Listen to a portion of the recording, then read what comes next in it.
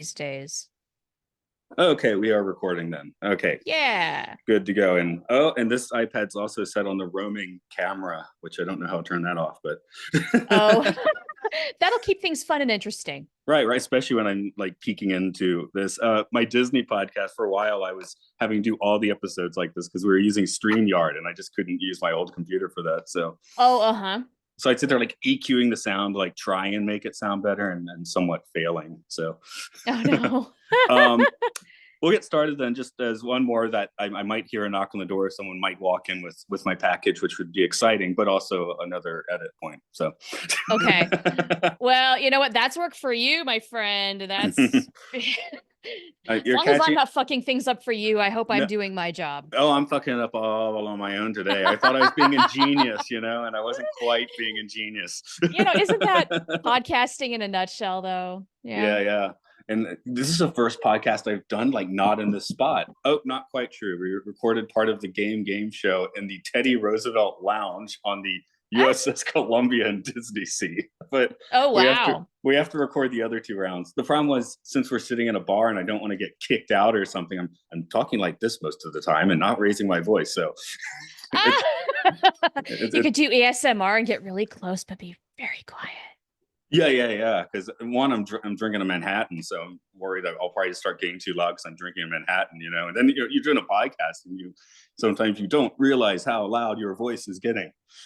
Truly, I used to be that person in the noisy bar, especially. Because there's a whole bunch of stuff around you, and you're just like, I need people to hear me.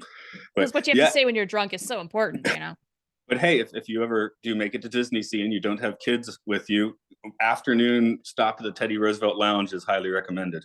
Yeah. Okay. I'll put that in the back of my head. My husband I'm not a big Disney fan either. So we have actually not gone to any Disney park, but it's also partially because it's expensive as shit. Mm. Yeah, it's a And little cheaper. Actually, Japan's super powered if you're coming. One of the reasons this package is coming is because it was discounted on Japanese Amazon. And then I could use my American credit card, which is currently like 40% off because the yen is eating it so ooh. hard. So, yeah. Oh, that's the way. So that's the thing of this thing. I was expecting it to be like $700 and it's like 320. I mean, that's a steal. That's amazing. You Right. So I'm have like, to get it at that point. You're never going to right. see that again. Exactly. I'll regret it if I did not, which I've already used that excuse for one or two things. But that was 2 years ago when the yen was kind of weak and not super weak. Hey, you know what? YOLO, right? Yeah, I've been ordering lots of movies from Amazon. It will say like 1,000 yen, which sounds like $10.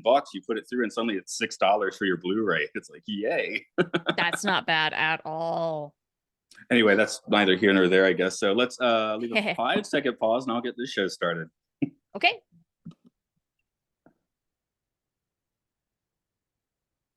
Welcome to Time Enough Podcast. It's where we delve into all of the episodes of The Twilight Zone and beyond. As always, this is Matt here.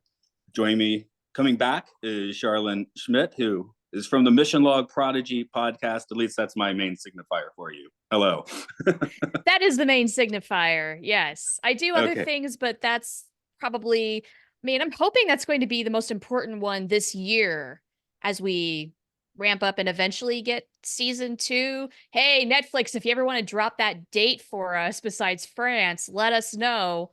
Oh my What's God. the deal with that? Does it suddenly shows up and now you suddenly have like 20 episodes to review? I, I have no idea how it's going to come out. If it's going to be a massive 20 episode drop, or if it'll be one a week, or if they'll do like Netflix occasionally likes to drop maybe handfuls of episodes. So maybe we'll get 5 at a time and then we'll have a little pause, 5 more, and so on. I have no idea what's going on, buddy. Nobody does. That's cool. No, I would prefer not to be doused with all 20 episodes at once. I honestly, I Same. like weekly. I think Trek and weekly is a good mix. Yes, as much as I may complain in the time, like I really want to watch the next episode right now. If I get that chance to binge it, I will, and I won't appreciate it. So honestly, going week by week, and especially for a show like Mission Log Prodigy, where we're going to go for a deep analysis and all the things and make a show, a week is plenty. Yeah. Yeah, I can handle that. No, I think the only show I've actually, because I've never been much of a streamer. So the only show I've done that with where they just dropped it all at once and I watched it was the Saved by the Bell reboot. Oh, wow. Okay, how was that? I never watched it. I mean, it's not bad. It's nice to see the gang pop up here and there. There's one episode in season 2 where they even get in the building office, and you're like, yay! And then it Okay. got unceremoniously dumped after season 2. I guess not quite Hmm. Zaslav, because that means you're never going to watch it, right? But yeah, they were just like, because it seemed like people were watching, and then they're like, we're not doing season 3. Like, the CEO changes, and they're like, you're making Saved by the Bell? What are you doing? Please stop. Okay. Well, honestly, I wonder if it's one of those things where no one was necessarily asking for a Saved by the Bell reboot, but we got it anyway and enjoyed it, and it was fun while it lasted. That would be my review for it. And the new kids for the show they weren't bad. They were generally pretty good. So Hmm. it had that going for it. But yeah, the second season, I think they tried to make it look a little bit more like Bayside, because the first season you're like, this looks like a modern California high school. And the Uh-huh. second one, they start using that hall set again, and the principal set, and you're like, okay, this Oh, is better. okay. Why didn't they do this in the first season? I don't know. But yeah, Huh. Budget probably, because they had might to, have I been it. imagine they had to recreate those sets. I doubt they exist anymore, but I'm talking out of my Uh, ass. I don't know. they can't be that hard to recreate, though. I mean, you put some lockers in a hallway. Yeah, you'd think. But the way 80s nostalgia constantly makes comebacks, Was it was it Jimmy Fallon who managed that on his show pretty easily? Yeah, yeah. They can throw Okay. things together pretty fast on that show. Yeah. Anyway, some listeners know I could go on about this stupid show that people like or hate, but let's talk about one that people generally like, The Twilight Zone. Today's episode is Mute, which on the schedule was like, I want to put Charlynn on an episode, and I put your name next to it. So how did the random matchup go? This was a good episode. I enjoyed it. And this is the first time I'm coming on your show to talk about one of the longer episodes.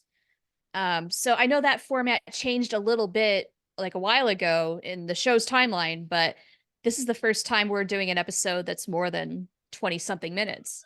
Yeah, so every episode, the question has kind of been like, does this work as the long one, or should it be shorter? The scorecard so far was In His Image was probably fine. 30 Fathom Grave really should have been 25 minutes.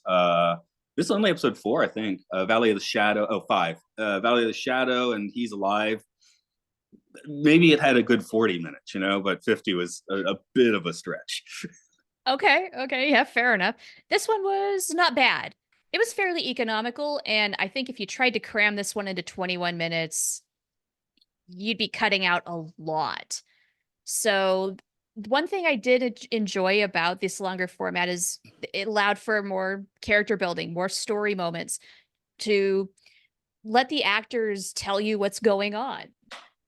And Yeah, and that's kind that of where wasn't a we've been. bad thing for this one. We have had a few times where like, oh, there's a few characters you might cut in a 25. I'm thinking this one, Miss Frank, the teacher, would probably that you would just drop if the whole school Yeah. thing you would drop in 25 minutes, and you still get the Yeah, point across. But and come to think of it, maybe the school scenes entirely. All you'd have to say is Ilsa's never been to school. right, she can't talk, she's not going to school, and that would have sealed the deal. Yeah. That for me, being a teacher, I mean, I'm recording this actually at my workplace, so for that the Dedication. school stuff was interesting, right? Because I'm thinking of how I have to relate with kids and things like that. So Yeah. Oh, I can't wait to hear your perspective on how this teacher did and what this classroom was like, because I have thoughts. oh yeah, there's definitely some thoughts here.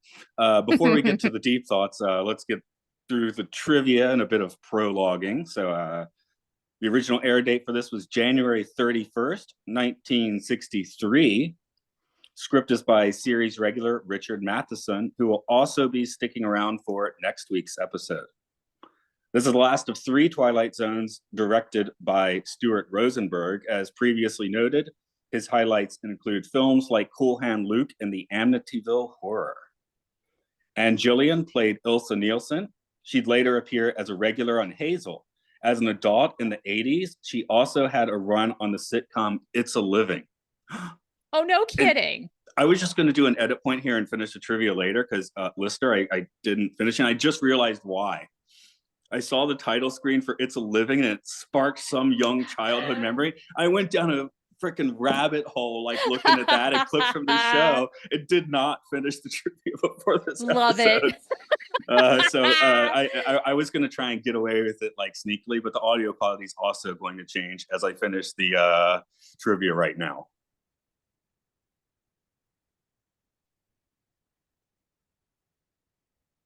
Okay, future me just finished that trivia up. Shara, if you could go ahead and give us that prologue. You got it.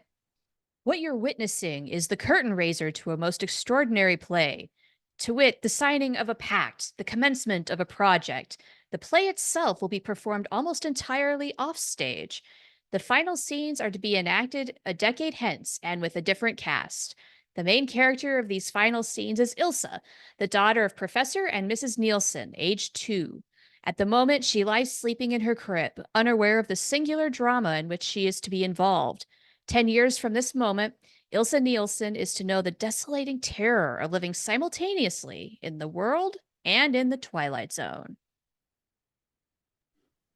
Maybe I'll start with just a weird bit of conspiratorial thought. This starts in 1953, and was it Austria, they say? Germany. Germany. Oh, it was straight up Germany. Okay. And then they come here and I start thinking about Operation Paperclip, where I guess it was a little late for that, where they shuttled all the German scientists over to America. You know what? Hey, threw away a few of the papers. That makes a lot of sense. That kind of thing was going on. And the Germans, we know, were doing all sorts of crazy experiments for good and for worse. I mean, I guess, if you really want to get into some down and dirty stuff, this is a more innocuous one, although they are screwing up this girl, maybe. That's a question, isn't it? It is a question. And yeah, I mean, later on when we get to the questions, who deserves what in here is definitely going to be interesting to parse out. But it makes me think of some of those thought experiments where it's like you have a kid and you put them in a room and never expose them to anything and see if they learn language, which they kind of did here, but instead they focused on the telepathy, which is our pseudo-science / supernatural thing in this episode, I guess. Yeah.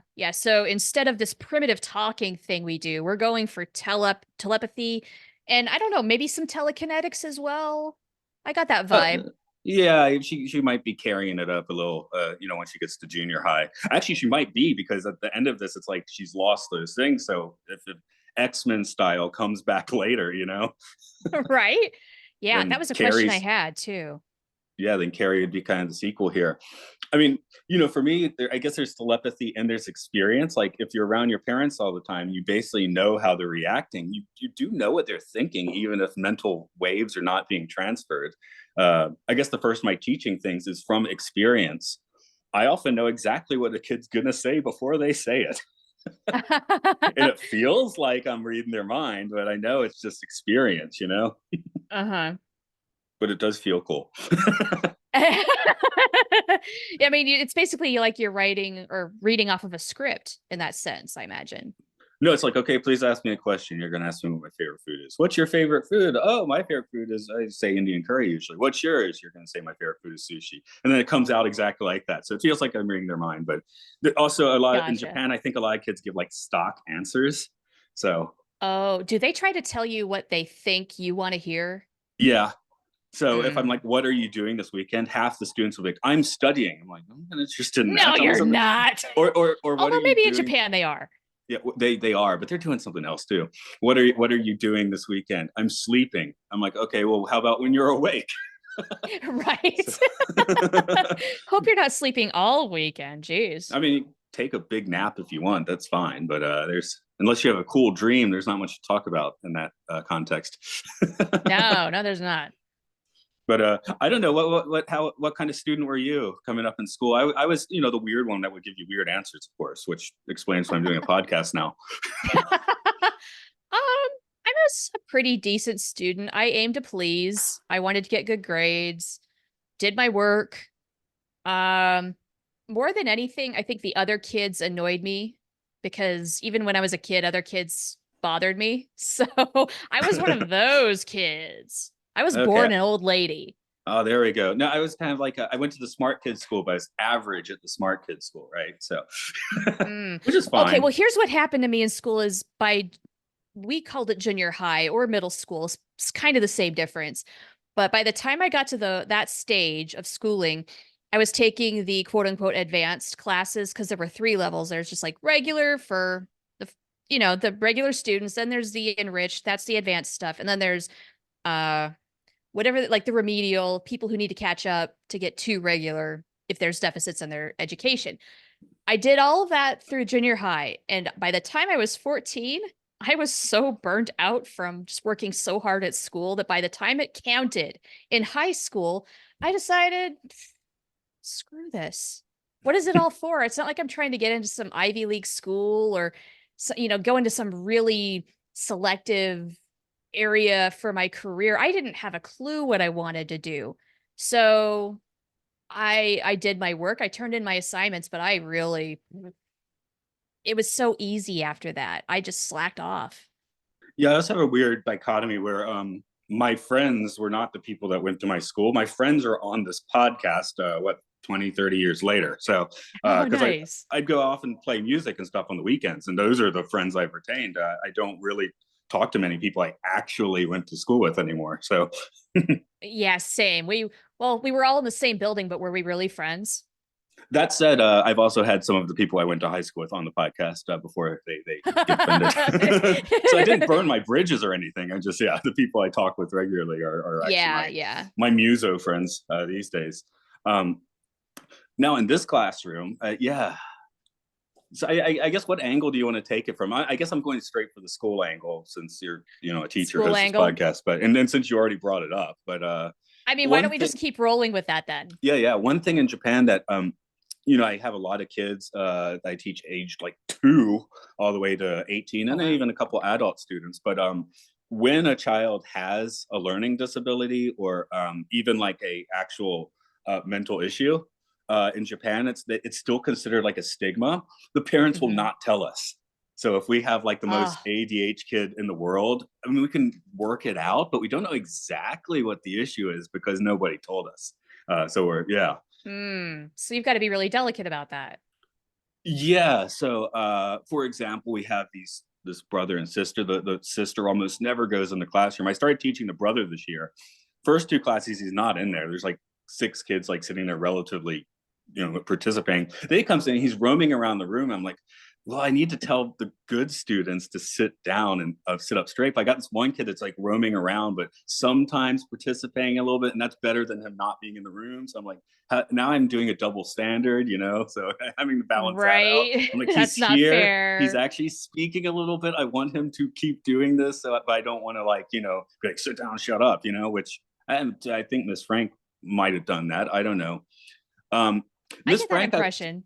I was kind of like coming from her perspective. I was not in being 1963. I didn't think she was necessarily pooping the bed until she came up with all the medium stuff.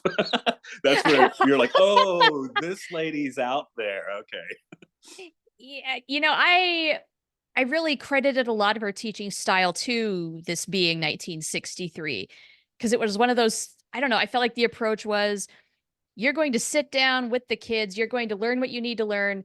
We're going to make you quote unquote normal. Right. And the conformity, which actually in Japan, really, that still is kind of a thing in the school. Like my Mm. daughter, she's 14 now, and they went to, well, I took them, I didn't go, but I went walking around town, but to like this anime thing, manga anime thing based on one from the 70s or 80s. And I Hmm. remember showing one of the other teachers here, just like, oh, we're going here this weekend, my daughter wants to see this. And she's like, oh, your daughter likes old stuff, which actually is true. I've also managed to get her into a lot of old music and stuff, but that's kind of weird for a kid in Japan. It's like we all like BTS now, everybody likes Of course. BTS, right? Sure. Our favorite movie is Harry Potter, which actually I guess isn't so common to say in the West anymore. I think not. No, not with what J.K. Rowling is saying on Twitter or X, however you want to refer to it these days. It's funny. I regularly rewatch those movies. I never made a decision like, oh, that terrible woman, I won't watch them. I'm like, I haven't watched any of those for the past 5 years. I don't think I've watched any of those movies since I saw them, when they were in the theater. Not that they're bad movies, it's just like that was an era. And Yeah. going back to it is not something I'm particularly caring to do, I guess. There's just But like but so much other stuff that I haven't even seen. So why go back and watch something again? Nah, we'll move on. props to the actors though who keep coming out and saying, "Please, we don't agree with anything this woman is saying. Oh, yeah. We didn't Yeah, invite her to the reunion." they've definitely spoken up for themselves and good on them. But yeah, Miss Frank, I'll go up to my note, which is fun. My first I said my first impression of her was like the wish.com Mary Poppins, basically. So and if I you watch love Mary it. Poppins again, like the 90s, not the Scary Mary recut show, just the actual movie, you're like, this woman's there's this she's gaslighting them like a lot. Oh my, yes, she is. Totally is. Long before that was a term, that is exactly what she's doing. It's like her whole teaching style is just guilting her students into doing what she wants. And on where I do the Occult Disney podcast, we decided to put on the layer that Dick Van Dyke is maybe like her golem, right? Like her unnatural assistant. Oh my gosh, that's Which funny. that's not inherent in the movie, but it was a fun read on it as we were getting through Yeah, it. I like it. That's the point of that podcast, if anyone's wondering. But yeah, Nice. she isn't as fun as Mary Poppins. She did not sing for us. That was too bad. No.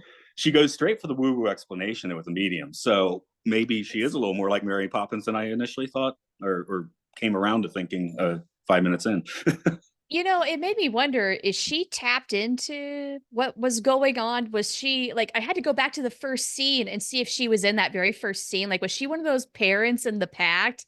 Is that where that was coming from? But I guess she's just into woo-woo stuff. No, I think it's like the Bob Dylan lyric. There's something happening here, and you don't know what it is, do you, Mrs. Frank?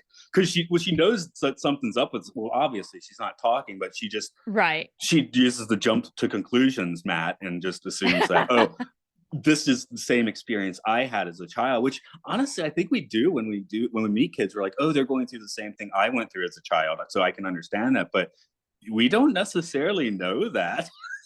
Yeah, no, you're not in that kid's mind really, so you can't really say that. Like in the atmosphere of this particular episode, I mean, the telepathy, at least that's why I threw out like pseudoscience or supernatural. I think as a 2024 watcher, you're just going to say it's supernatural, but in the context of this episode, it is a science. I mean, maybe not even a pseudoscience, it's a science, because scientists are doing it and it's working. Right. Yeah, it is accepted that this is a legitimate thing. So let's get into that experiment a little bit. We're asking, is the German scientists from just coming out of the 40s being ethical? So that seems like a question that doesn't go very far, but I was kind of like, yeah, what's the point exactly of the experiment? was this, I don't know, is this supposed to speed up some evolutionary thing? I mean, that's not how evolution works, of course, but I guess the goal was to further humanity in some fashion. Well, I did another one of my weird cross watches, and it's a living. Yesterday, I went to see the Godzilla X Kong movie. Do you mind a mild spoiler on that? And no, go ahead. And if the listener is really just doesn't want to hear anything about it, hit your 30 plus a few times. But the girl, if you saw the last movie, there's a girl from the Skull Island tribe who's mute. Like, although she's deaf as well. They have to use sign language. She's deaf and mute. So in the new movie, she finds members of her tribe, and they all now use telepathy to communicate. So they none of them talk. They're all doing it with their minds. And I'm like, it's just weird that I went to see that movie like right between viewings of this Twilight Zone episode, which also has me, crossing my wires a little bit, because I'm thinking of course, in Godzilla Kong, it's, she's a capable girl, so here what do we get at the end? Do we get a broken girl? Do we get a fixed girl? Do we even know what she wants? There's so many questions out of that one segment of the story, right? I can tell you my interpretation of it and see Go how that for it. compares to your notes. So the whole moral of the story thing is all about like what right do parents have over the choices kids have, that sort of thing. And Ilsa, for the very first time in her life, decided for herself that she wanted to live with Cora and what was his name? Harry, and not go back with the other folks and back to Germany where she would be working on her telepathy. I guess she feels like she kind of been there and did that. And now that her parents are gone, that was something she did with them, that she wants this new life, made that choice. And it seems like a fairly clean break, like an all or nothing. Either she goes full tilt telepathy or none at all. Of course, And her first choice was ignored, where she was adamant that she did not want to go to school, and that was forced on her. And then she got true. what, at least a week of like actual, indoctrination, actual behavioral conditioning from Miss Frank. Yeah, for sure. And I'm sorry, but that classroom looked hella boring. We'll ask our parents, grandparents, and check if it was or not. But yeah, I agree. I mean, honestly, if I was hearing a bunch of stuff echoing in my head and then having to be constantly shamed in front of the classroom, like, would you want to go? No, that Well, sounds like pure hell. yeah, I All of mean it. that was the thing. By the time I was in the fourth grade, they were like, okay, these are the kids that get distracted if it's too boring. So I mean, I don't think I have ADHD. Maybe I do. I don't know. But it was just like the only thing I get is in the first, second grade. It's like he finishes his work in 5 minutes and then just starts talking to people, which I probably do at my job now, to be perfectly honest. So I never got over that problem. But I mostly work by myself these days. I'm less distracting. Oh, there you go. You don't get your evaluation at work. Talks too much to other workmates. Yeah. This is the one I'm in right now. This is new, and we never have more than 4 people working in here at one time. So, Nice. but yeah, it's neither here nor there. I just happen to be sitting in here. So, I so I guess it's a good episode to record from my school. mean, yeah, it's fitting. It's the appropriate setting. But yeah, just thinking about conditioning and think about like that was the thing that when you do see that classroom, like yes, it's boring. It's not like my experience, but then you're like, well, what was my classroom experience like? What do I do that was conditioned by that? I mean, one of the big things for school in general is to get you used to that, kind of 9 to 5-ish work day. Unfortunately, yes, it Which is. I've been working the past 2 decades basically from 12 to 9, but whatever. I mean, but you have a routine. I have a Yeah, the routine, the that's whole right. idea though is to condition you into becoming a good worker. Yeah. And Japanese schools, even more so, possibly, because also like you're going to fit into Japanese society and do these things, Right? Do what's expected of you. My wife was annoyed with me yesterday because I had the bathroom slippers like away from each other. I'm like, well, that makes sense when you're putting your feet in. But no. The correct way is touching each other. Together. I'm We've all ashamed. got idiosyncrasies like that. But there's so many just baked in Japan. So that's why watching the Mm. school, I have no clue what an American school is like now. I haven't been in Oh, America for 15 years. I haven't been in American school for longer than that. So yeah. I mean, outside of a college classroom, I couldn't tell you. yeah. So I assume it's not an elementary school is not what I'm seeing in this episode though. So No, it's got to be a heck of a lot more lively, probably a lot more technology for sure. And as far as like technology or teaching techniques, I mean, it got to be very different. At least I would hope so. but yeah, so I just felt like that maybe that school segment we said at the beginning, you probably could take it up, but one, we've been talking about it the most, so I guess it belongs there. And Right? two, I mean, we're getting that a lot out of this. right, that showed that she gets all that conditioning from her parents, whether it's her choice or not, to be this telepath, mute telepath. And Hmm. then the school is breaking down all that conditioning successfully. So in the end, so maybe that's the Twilight Zone. They're Apparently. broken down by Well, wait, tyrants in the question. educational system. Did the school do it or did Cora do it? Maybe a mixture, because I'm thinking once she has the kids telepathically saying her name to her, like that's got to do some. And like you said, you're standing in front of the room. That's got to do something, right? That's true. That's a good point. I forgot about that part. I wanted to give Cora just a little bit of credit though, because she's the one who actually seems to at least care a little bit about what Ilsa wants and her well-being, whereas for everybody else, Ilsa's just kind of a bit of a pawn in some greater game. Oh, the Germans are very clear. Like they're like, yes, your parents were way more concerned about the project than you. Although they were happy that you were a successful project, but Well, you were that's what still they a really project cared to them. about, right? And I mean, they were committed. They did a good job with that, apparently. But yeah, in doing so, they also give her no choice. I mean, she was just raised into that, and they thought they were doing what was best for her with this project, but were they really? Yeah, you can't really ask a 2-year-old if they want to, go down that path. So, No, I don't think so. I mean, just another place where that does happen is, in Tibet, where they have found their reincarnated lama, hopefully at a very young age, and take them off I have to. no idea what you're talking about. Um, so the lamas, the religious leaders in Tibet, like the Dalai Lama, and the movie Kunda like Oh, illustrates this. Yeah, okay. yeah. I No, feel not so the dumb. animal I lama, thought you not the meant llamas, oh, like not the not 2 L, animal. 1 L, 1 L. No, no. Okay. So these are human children found at a young age that they're like, this is the reincarnation. We need to start I guess it's his education. Do I have female llamas? I don't know, but anyway, That's I'll what I'm assume aware maybe of. they do. And anyway, the point is they're 2 years old. We're taking them to the temple and starting their education now. Sure, the sooner to indoctrinate them, and that is going to be their life. That is what they know. Right. That's why the current guy is getting quite old, but has to, it probably feels a responsibility not to die because it's going to be Yeah, a yeah, major controversy when it's time to look for the next one. yeah.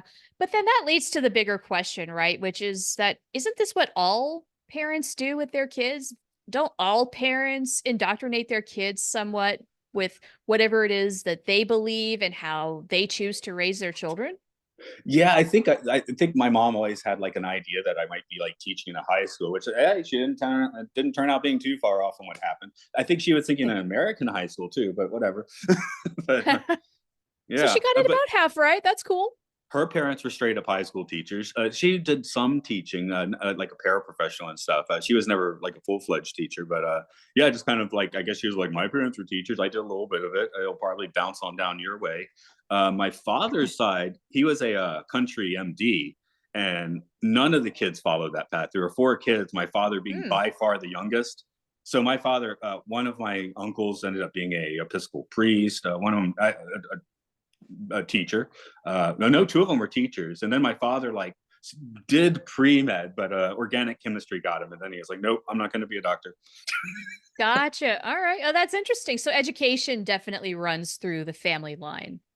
Yeah, yeah. But it is interesting thinking like when you look at your family, what jobs they did and what you're doing. And is there, Sure. like I went running around and ended up in Japan. So I wasn't really towing the line. But in the end, I did end up following this like kind of family tradition of teaching. You did. You did. I mean, you just put your own spin on it, is all. Yeah, yeah. That you see the people around you that are related to you, and it's like points in your life too. Until I was like age 18, I thought that at some point we all got hit by a car because my dad got hit by a car when he was like 10 or something. So I was like, oh, Oh, everyone gets hit by a God. car at some point. Like a rite of passage? Oh, Yeah, no. I Oh, thought that's getting hit by a terrible. car was a rite of passage when I was like in high school. Oh, If I was like, wait a minute, you don't have no. to get hit by a car. That's not how you get your license. No, no, no, no, no. But yeah, I But you, seriously thought that as a child. So oh, wow. Isn't that interesting? These things that get into our head because there's just, we just think of it, you know? yeah, yeah. Or get sent the thoughts by a girl such as Ilsa. Yeah. Right, right. Did you Yeah. have any other big points you wanted to throw on this episode or observations before I start asking questions? Well, I mean, I put out the really big one, and that was about parents and their children and who has the right and who has the choice, that sort of a thing. I And we're hope basically not Ilsa. quite finished with that. Okay, good, good, good. I mean, that's a very big topic. We could probably spend all day just on that, but that's okay if we don't. I do wonder, as Ilsa grows up, is some telepathy going to stick with her just a little bit, or is this an absolute all or nothing thing, like I said earlier?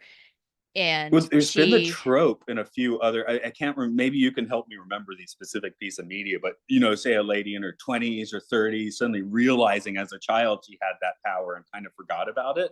Like I could see uh-huh. this getting a sequel Twilight Zone where this stuff she's like Ooh. 35 and the stuff like starts to like resurge a little bit. Ooh, are you dropping a hint?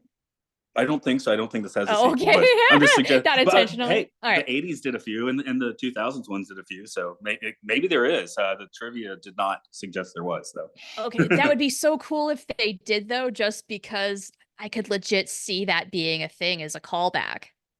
I mean, that's kind of Frozen, isn't it? Her Yeah. ice powers come Oh back my in God, full force when Ilsa, she's like Elsa. 18. Elsa, yes. Frozen, the remake of this episode. Parents are dead. Oh my God. No, Wow, did that Frozen is. copy the Twilight Zone?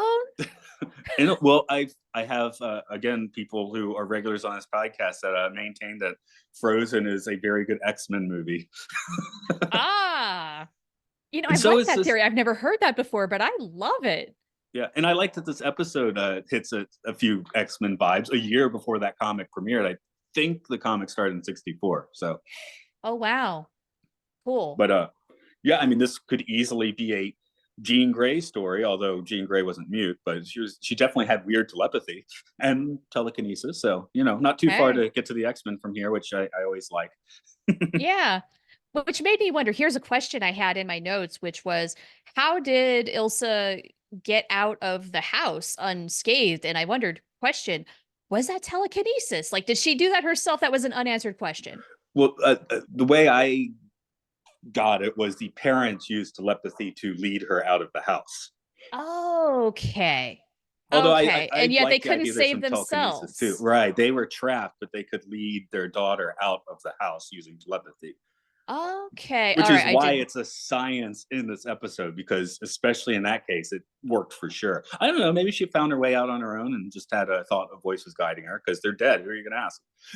Well, yeah. Yeah. Yeah. For So I sure. guess And that there's always a was, little wiggle room, but I'm relatively confident on pegging this one in the it's a supernatural. No, I'm arguing.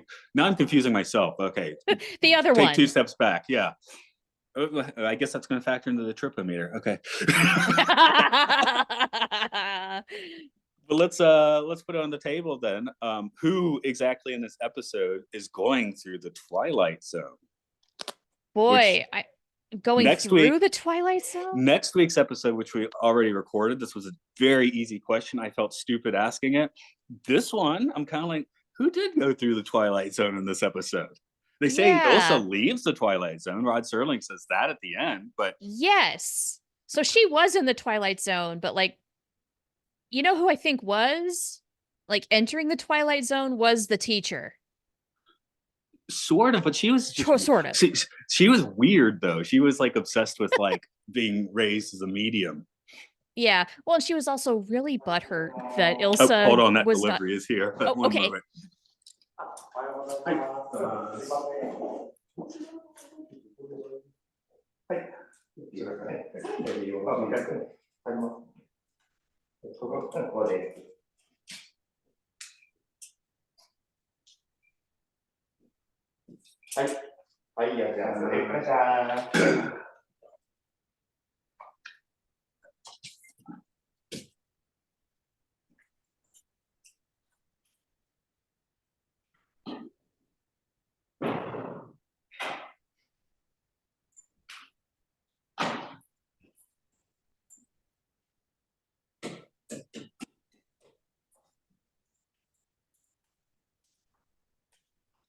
There we go. I needed the delivery All man to right. think we were open for business, but no one else. So I turned all the lights off. All right. But you got your thing, so that's cool. Yeah, very exciting. Where were we? Hey, Cora, who's in the let's see. Cora. I just said Cora. Okay, Cora. Okay, I felt Cora. like Cora. Miss Frank was too broken already. She's crazy, which could be its own Twilight Zone. Cora has a relatively positive experience with the Twilight Zone here, emotionally affecting her. I mean, it wasn't a pleasant journey, but the Twilight Zone seems to give her a daughter who also wants her, although even if it's through some conditioning or whatever. Yeah, I mean, they're trying to make the best out of a really broken situation, I think. And I didn't know if Cora was possibly entering the Twilight Zone or if it was just simply compassion on her part, but maybe a little bit of both, let's be honest. Because she did get dragged in just a little bit. Yeah, the other one at the end, they say what love is more important than telepathy. So then Right. I'm thinking of the divisive end for Interstellar, where they're like, love is gravity. Yeah. So love would You know, not I be didn't more think about important than that. gravity. And then they did not bring gravity into this episode, but just as No. weird sci-fi concepts and how love works with them. And here, let's separate telepathy. But in Interstellar, it's very much no. We're going to combine the science and the love to some people's chagrin. I do like that movie a lot, but Yeah. Did it bother you at all that they went really bonk bonk on the head with basically the moral of the story here? well, that's the Germans. I don't know. It's the paperclip Are they very scientists. direct? I Maybe think that is a thing. it's such a weird situation, such a vague experiment. I think putting a little extra exposition on that part maybe does give it a some, it's like putting some uh meat in the stew, right? Yeah. I mean, they came all that way to pick her up and then ultimately decided not to because she had already found a like an ideal situation, as good as this was going to get for her, unfortunately. You know, she lost both of her parents. It's a tragic situation, but she does have love, someone she loves and who can love her back.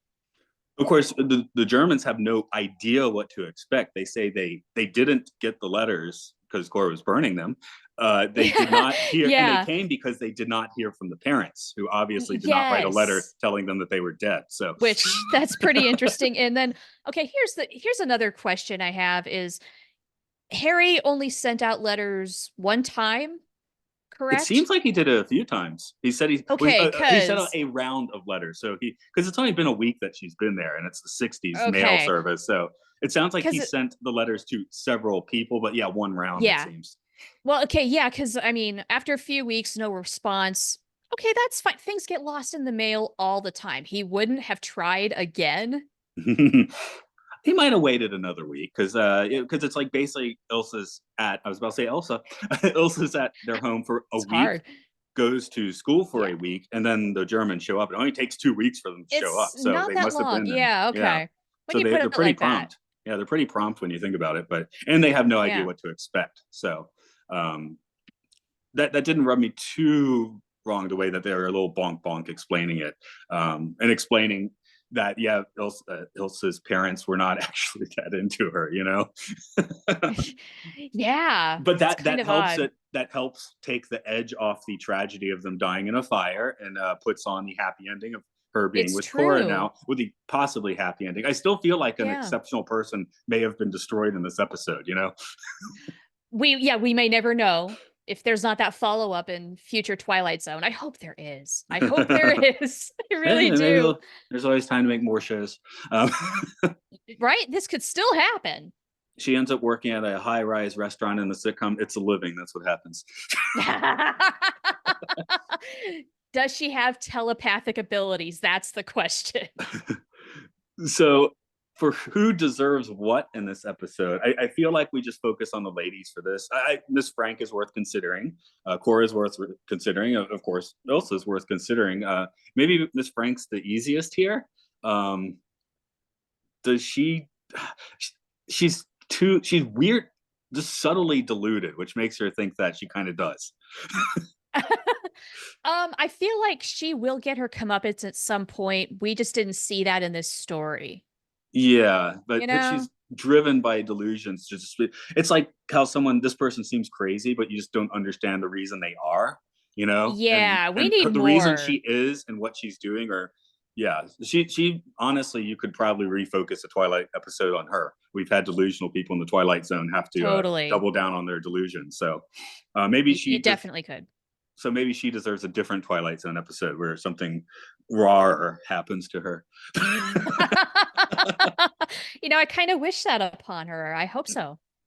Cora gets her dream, but she also, well, she burnt the letters, which seems kind of obnoxious.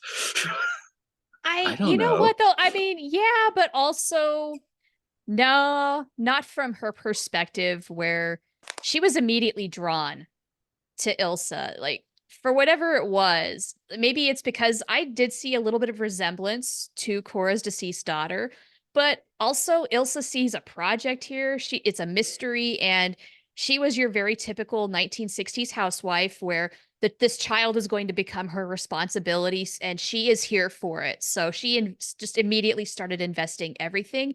No one was going to take that away from her. She gets a second chance. I'll laugh about it in 10 years that she burnt all the letters. If she tells Harry, she might take that to her grave. I don't know. I mean, the Germans did show up. She can probably maintain that fabrication. She could little white lie that, sure. Now the big one, of course, does Ilsa deserve what happens here? The thing is, I think that the girl we meet at the beginning of the episode and the girl we meet at the end of the episode are basically different people that actually have different thought processes. Yeah, I cannot disagree with that. That's a great way to put it. I would say first half Ilsa did not deserve to lose both of her parents in a fire, even if they did deserve to die in a fire. I mean, if they were trash parents. But by the second half, and she decided her own destiny basically for herself, she did deserve that because she chose it, because she wanted it. After a bit of programming, but she did make the choice basically by herself after some notable programming sessions. Yes, there was some programming, but I guess in a way, did she just get to see both sides and then make a choice? Has she properly seen both sides? She doesn't really know what she can.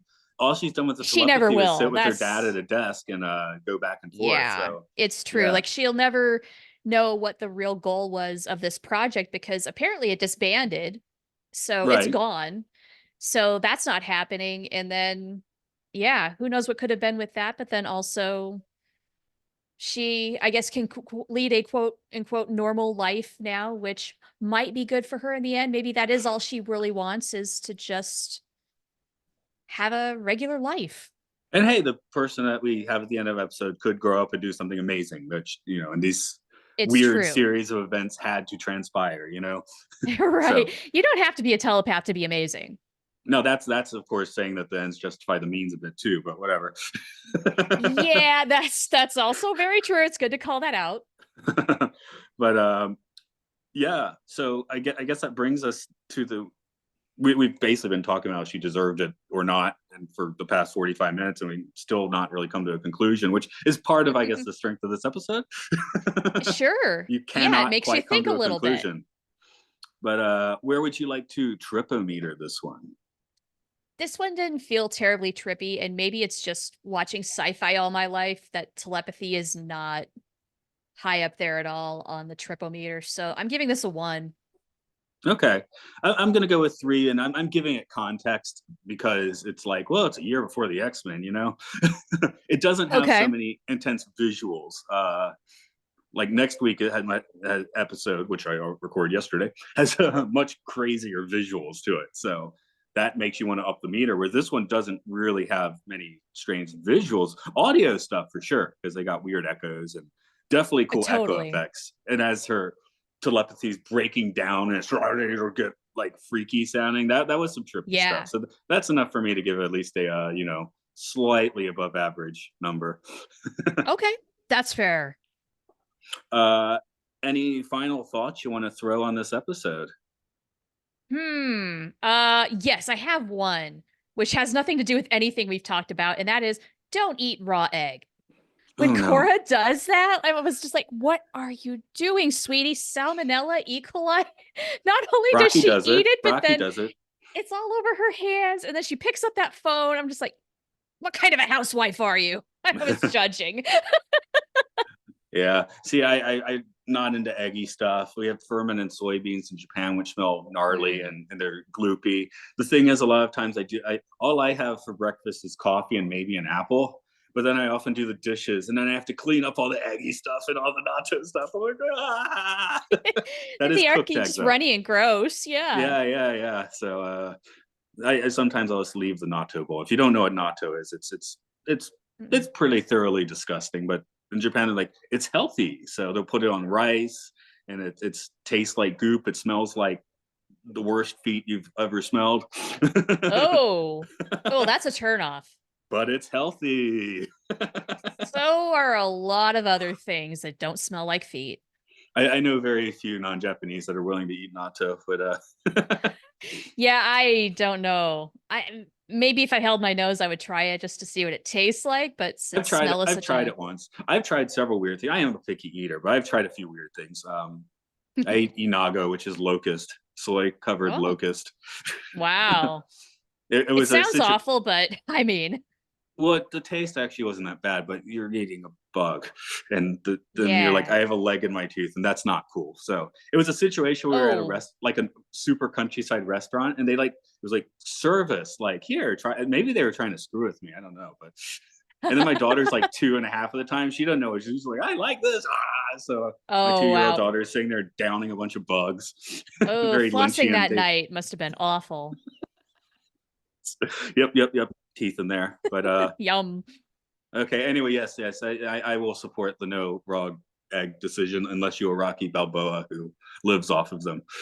Well, in that case, you do you, but the rest of us probably should refrain. Food poisoning is a bitch, and if you've ever had it, you know.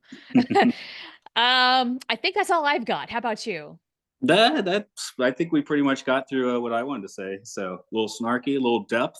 It all came through in the end. So we were talking about Michelin Prodigy up front at the top, but if you want to throw out where folks can go check that out and hopefully check out the new season soon. Hey, could be out by the time this airs. We don't know. Oh gosh, I Probably hope not. It's so. next That would be week. amazing. Yeah, so if you do want to watch Star Trek Prodigy, you can do that on Netflix in the States. Other places might vary. And if you want to hear reviews and interviews, my new co-host Marina and we just did one with Dr. Aaron McDonald, who's the science advisor to Star Trek Prodigy, as well as the other Star Trek shows. You can go to any kind of podcatcher and subscribe to the audio, or you can go on YouTube on the Roddenberry YouTube channel and watch us. So that's fun too. All right. As for this one, we're on Patreon at Podcastio Podcastius. You'll get episodes of Time Enough podcast a little bit early with a little extra banter, perhaps. Weird edits in the case of this week. Um, we also talk about really good movies and really bad movies according to the Internet Movie Database on Films and Filth.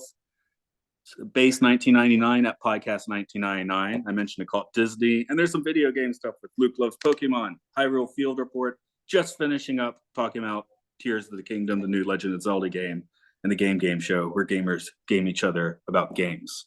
Okay, I think I got through Woo! that. I All try hitting right. exactly 30 seconds. So if people have heard me say that 20 times, they can hit that 30. And Wow, that's some blast talent through right it. there. Trying to do some, trying to do some service for the listener. Okay. I guess I'm gonna go mute. All right. Nice. That was fun. Yeah, I'm That was not a good actually one. going to mute, am I? Yeah. No, thanks, especially for. I was hoping like I would be able to do the early. If I got a train Oh, that's earlier, I okay. would have rocked it. But yeah, I was like, ooh, I could do it, and I couldn't quite do it. Especially once No, I it's okay. No hit big my deal. That was tech just an dips. if, not a like, oh my God, running, got a tight schedule. Not really. But that said, though, I do need to go. My husband has a meeting at 6. He just got home, so I'm going to run downstairs and say hi while he's eating dinner. All right, I'll catch you later. Then thanks for jumping in All today. right. Thanks, man. This was Bye fun. bye.